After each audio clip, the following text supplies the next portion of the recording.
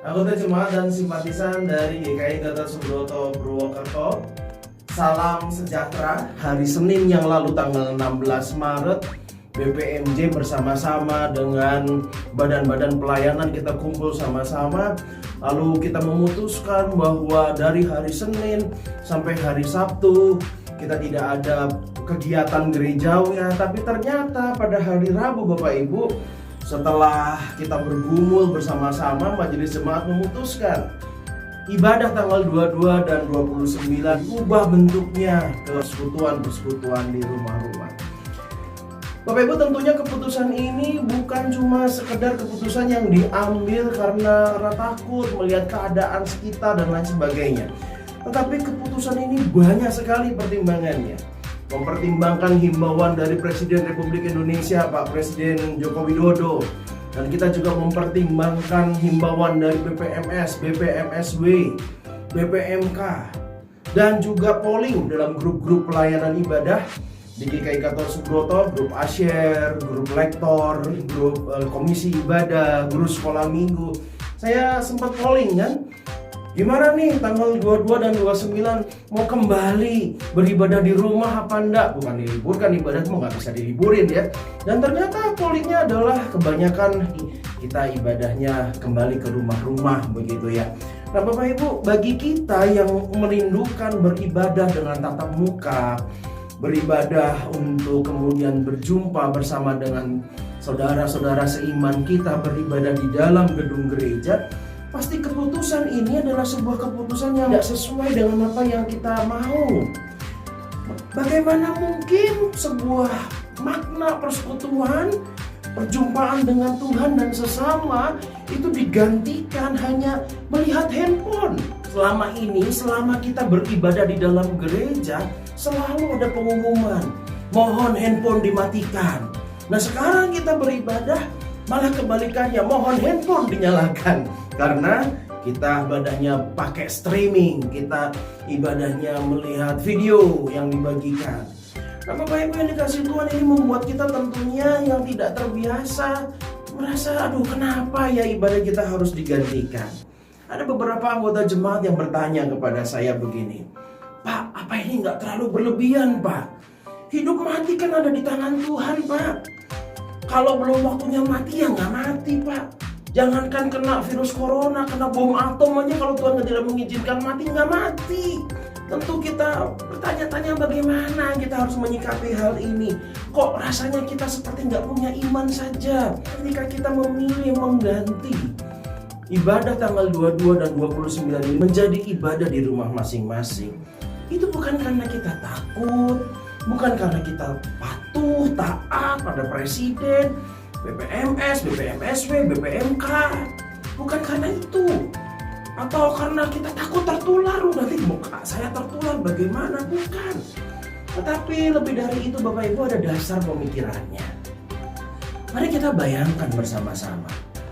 Bagi kita yang kuat imannya, ya besok minggu kita datang dengan semangat persekutuan kita ke gereja.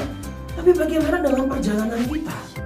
Ketika kita ada di dalam perjalanan kita, ketika kita berangkat, ketika kita pulang, ketika kita ada di dalam gereja itu, kita juga tidak tahu mana orang yang terjangkit, mana orang yang sudah terpapar atau belum. Mungkin dia tidak sakit tetapi dia hanya sekedar karier. Kita nggak ngerti kan. Nah tiba-tiba ternyata kita kena misalnya. Ya sudah, kalau kita kena itu resiko kita kan, kita memilih untuk beribadah. Tapi persoalannya Bapak Ibu, begitu kita keluar dari gereja, siapa yang kita temui? Ketika kita ketemu dengan tukang parkir, apakah iman mereka sama kuatnya dengan iman kita? Ketika kita nanti ketemu dengan keluarga kita atau keluarga yang lain, entah bagaimanapun caranya, akhirnya kita menularkan orang lain. Iman mereka yang tertular belum tentu sama dengan iman kita. Bukankah iman kita yang kita yakini itu menjadi batu sandungan bagi orang lain? Ketika kita menjadi bagian dari penularan itu Bapak Ibu, apakah itu kemudian kita tidak menjadi batu sandungan bagi orang lain? Bapak Ibu yang dikasih Tuhan, ada cerita di dalam Alkitab yang menarik sekali. Bapak Ibu tentu ingat apa yang terjadi di Korintus, 1 Korintus Pasal 10 itu menceritakan, memperdebatkan persembahan berhala ini boleh dimakan apa enggak. Orang Kristen yang kuat imannya mengatakan boleh dong. Ini urusan saya. Yang penting saya sudah berdoa pada Tuhan, saya makan, iman saya kuat, ya sudah nggak apa-apa. Tapi bagi orang Kristen yang imannya lemah mengatakan bahwa, wah itu gimana itu? Itu kan makanan udah terpapar roh-roh halus. Paulus memberikan sebuah contoh pertanyaan. Contohnya begini di ayat yang ke-29.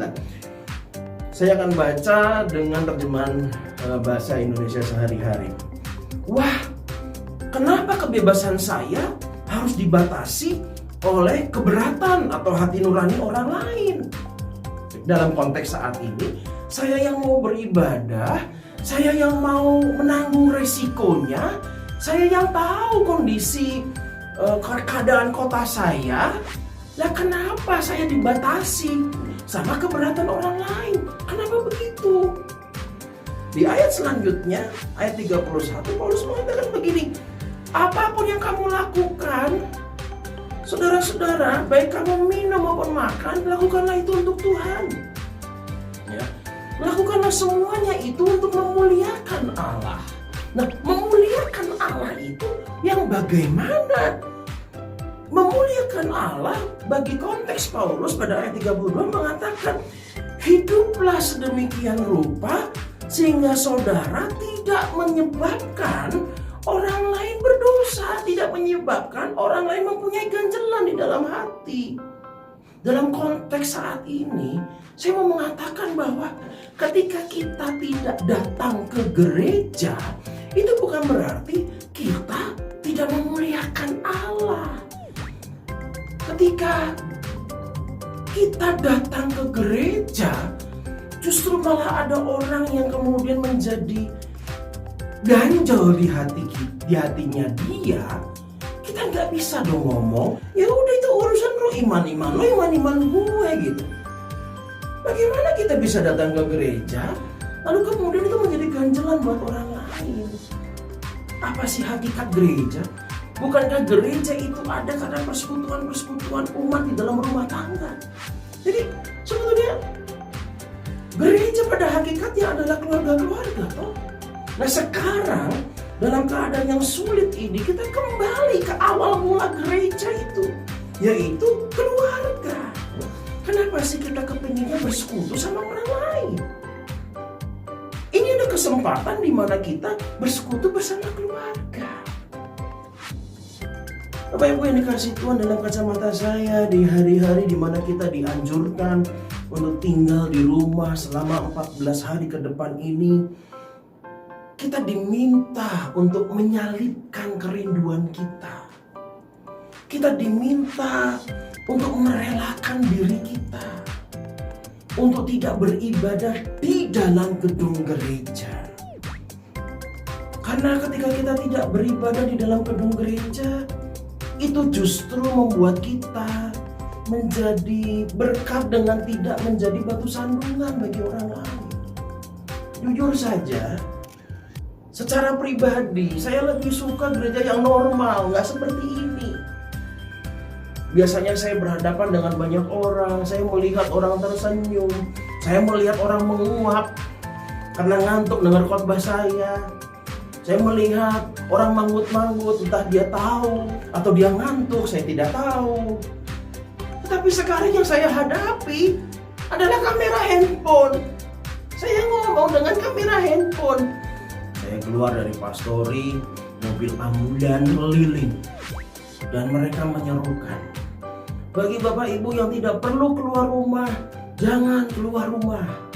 Pemerintah sudah sedemikian rupa menjaga kita supaya kita tetap tinggal di rumah.